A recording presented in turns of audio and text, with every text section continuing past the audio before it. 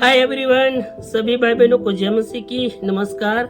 परमेश्वर ने हमें आज का दिन दिखाया है और जीवित रखा है, इसलिए मैं प्रभु को धन्यवाद करता हूँ। आइए वचन में जाने से पहले हम एक छोटा सा प्रार्थना करेंगे। परमेश्वर की अगुवाई को चाहते हैं और पवित्र आत्मा की अगुवाई को। आइए हमारे सर्वशक्तिमान प्रभु जी, आपके पवित्र चरणों से में आते हैं। आपने आज का सवेरे दिखाया, जीवित रखा, धन्यवाद करते हैं। दिन भर का अगुवाई, दिन भर का आशीष को चाहते हैं और प्रभु जी कुछ समय बैठ के आपके वचनों को अध्ययन मनन कर सके। प्रभु वही आपसे दुआ है, जितने भी भाई बहन वचन को सुनते हैं प्रभु, उन सभी को आशीष देना। इस प्रार्थना प्रभु यीशु के नाम से मांगते हैं, आमीन। परमेश्वर की नाम की महिमा हो। आज हम परमेश्वर के वचन से पढ़ेंगे लूका रचित शुभ समाचार 12 अध्याय का 15 आयत में इस प्रकार लिखा है, और उसने उनसे कहा, चौकस रहो और हर एक प्रकार के लोभ से अपने आप को बचाए रखो, क्योंकि किसी का जीवन उसकी संपत्ति की बहुतायत से नहीं होता। प्रभु यीशु मसीह स्पष्ट यहाँ पे कहता है कि चौकस रहो, हर एक प्रकार के लोभ से अपने आप को बचा के रखो, क्योंकि प्रभु यीशु मसीह जानता है इस बात को कि लालच इंसान को अंधा, बहरा और गूंगा बना देता है। ऐसा मेरा विचार है। और इसी कारण आदम हवा भी परमेश्वर के मार्ग से, परमेश्वर की संगति से दूर हो गया। तो ये गलती हमारे जीवन में न हो, इसलिए प्रभु सहायता करे और हम लालच न करें। लालच शब्द जो है सुनने के लिए एकदम सरल है और बोलने के लिए भी सरल है, कोई कठिन नहीं है। लेकिन लालच ही इंसान को जो है परमेश्वर की संगति से, परमेश्वर के मार्ग से दूर ले जाता है। इसलिए मेरे प्रियो, कृपया करके हम अपने जीवन में लालच न करें। जो कुछ प्रभु ने दिया है और जैसे भी रखा है, उसके अनुसार हम संतुष्टि के साथ जीवन जिए और परमेश्वर के नाम की महिमा करें। तो सबसे पहली बात, हम क्या न करें? लालच न करें। परमेश्वर ने जब मूसा को 10 आज्ञा दिया था, उसमें का जो एक आज्ञा था लालच नहीं करना, वो कितने नंबर का जो है आज्ञा था? पहला, दूसरा, तीसरा या 10वां? आप कमेंट में जरूर बताएं।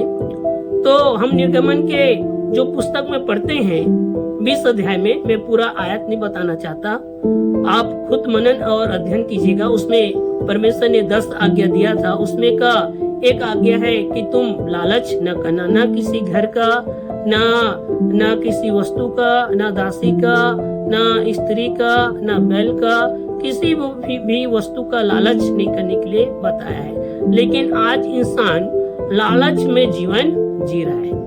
बस पैसा पैसा पैसा पैसा पैसा। I like this money money money money. इसलिए मेरे प्रियो, पैसा हमें जीवन नहीं देता। पैसा हमें परमेश्वर के मार्ग में जो है नहीं पहुंचा सकता। इसलिए हम लालच न करें, और जितना हम लालच से दूर रहेंगे उतना मेरे और आपके लिए, हमारे कलीसिया के लिए, हमारे परिवार के लिए अच्छा है। इसलिए प्रभु सहायता करे।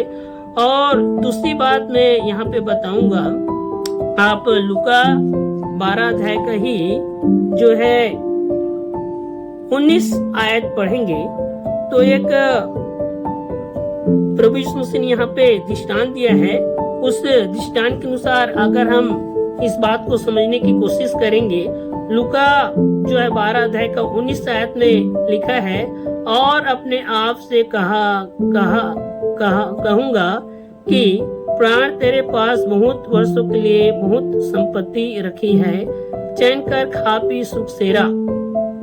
20 आयत, परंतु परमेश्वर ने उससे कहा, हे मूर्ख, इसी रात तेरा प्राण तुझे ले लिया जाएगा। तब जो कुछ तूने इकट्ठा किया है वह किसका होगा? 21, ऐसा ही है वह मनुष्य भी जो अपने लिए धन बटोरता है, परंतु परमेश्वर की दृष्टि में धनी नहीं है। मेरे प्रियो, वो व्यक्ति के जो है किसान था, ऑलरेडी बहुत धन संपत्ति वाला था, और उसका उपज अच्छे से हुआ। अच्छी बात है, उपज अच्छे से हुआ, उसको रखना भी अच्छे से है, उसका इस्तेमाल भी अच्छे से करना चाहिए। लेकिन एक गलती ये मूर्ख धनवान ने क्या किया, वो अपने मन में कहता है, अपने प्राण से कहता है कि तेरे पास बहुत वर्ष के लिए बहुत संपत्ति रखी है, चैन कर खा पी सुख सेरा। मेरे प्रियो, चैन खाना पीना, सुख से रहना, ये परमेश्वर के अनुग्रह से ही हो सकता है। ये धन संपत्ति के द्वारा नहीं हो सकता। आज बड़े बड़े लोग हैं जिनके पास लाखों करोड़ों पैसे हैं, लेकिन शांति के साथ जीवन नहीं जीते। वो हर हमेशा अशांति के साथ जीवन जीते हैं और उनके जीवन में एक मीठी नींद नहीं है। लेकिन एक गरीब के यहाँ आप जाओगे, वो कितना आनंद के साथ, कितना मीठी नींद सोता है, क्योंकि वो मेहनत के साथ जीवन जीता है।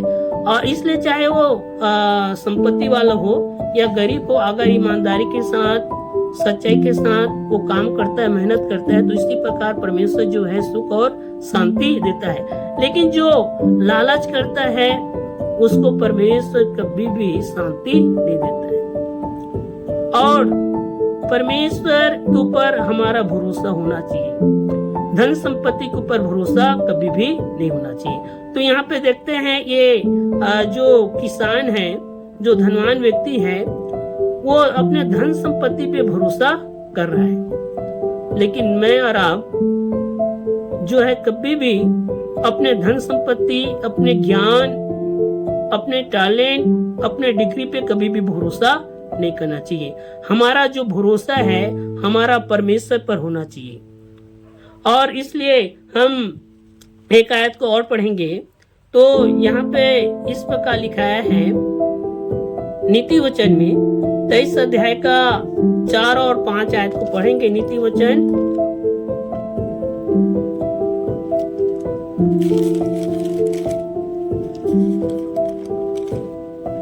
4 और 5 आयत को पढ़ेंगे। नीति वचन 23 का 4 और 5 आयत को पढ़ेंगे। यहाँ पे इस प्रकार लिखाया है, धनी होने के लिए परिश्रम न करना, अपनी समझ का भरोसा छोड़ना। क्या तू अपनी दृष्टि उस वस्तु पर लगाएगा जो है ही नहीं? वह उकाब पंछी के समान पंख लगाकर निसंदेह आकाश की ओर उड़ जाता है। मेरे प्रियो, धनी तो बने, लेकिन धनी बनने के लिए मेहनत करना है। लेकिन लालच, चोरी चकारी, घूस, इस प्रकार के गलत काम नहीं करना है। अगर आपको धनी बनना है तो प्रार्थना पूर्वक, मेहनत के साथ, परिश्रम करते हुए, ईमानदारी के साथ, पवित्रता के साथ आप काम कीजिए। प्रभु जरूर आपके नौकरी, आपके काम में, बिजनेस में तरक्की देगा। लेकिन अपने आप को धनी बनाने के लिए आप परमेश्वर की संगति से दूर हो जा रहे हैं। अपने आप को धनी बनाने के लिए परमेश्वर के मार्ग से दूर हो जा रहे हैं। अपने आप को धनी बनाने के लिए आप मर्डर कर रहे हैं, चोरी कर रहे हैं, घूस दे रहे हैं, गलत काम कर रहे हैं, तो आप कभी भी सुख और चैन से नहीं रह सकते। इसलिए हमारा जो परमेश्वर है उस पर हम भरोसा करें और ईमानदारी के साथ जीवन जिए, क्योंकि प्राण को देने वाला, जीवन को देने वाला वो परमेश्वर है। हमें शक्ति और सामर्थ्य देने वाला वो परमेश्वर है। हमें हर दिन को दिखाने वाला वो हमारा परमेश्वर है। इसलिए प्रभु सहायता करे। मैसेज ज्यादा लंबा हो जा रहा है, इसलिए मैं 2 बातों को और बताना चाहता हूँ। तीसरी बात है, अपने धन संपत्ति पर घमंड नहीं करना है। जैसे कि व्यवस्था विवरण 8 का 17 और 18 आयत में पढ़ते हैं, अपने धन संपत्ति पर क्या नहीं करना है? भरोसा, घमंड नहीं करना है। और चौथी बात जो है, अपने धन संपत्ति के द्वारा परमेश्वर की नाम की महिमा करना। ऐसा लूका 7 का 4 और 5 में हम पढ़ते हैं और प्रेरितों के काम 10 का 1 से 12 आयत में हम पढ़ते हैं कि किस प्रकार जो सूबेदार है, जो कनूनुस व्यक्ति है, वो अपने धन संपत्ति के द्वारा परमेश्वर के नाम की महिमा किया, सेवा किया। और नीति वचन 3 का 9 में हम पढ़ते हैं तो वहाँ पे भी लिखा है 9 में, अपने धन संपत्ति के द्वारा परमेश्वर की प्रतिष्ठा करना, अपने पहली उपज के द्वारा।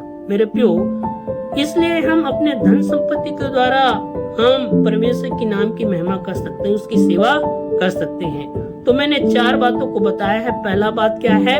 लालच नहीं करना है। दूसरी बात क्या है? धन संपत्ति के ऊपर कभी भी भरोसा नहीं करना है।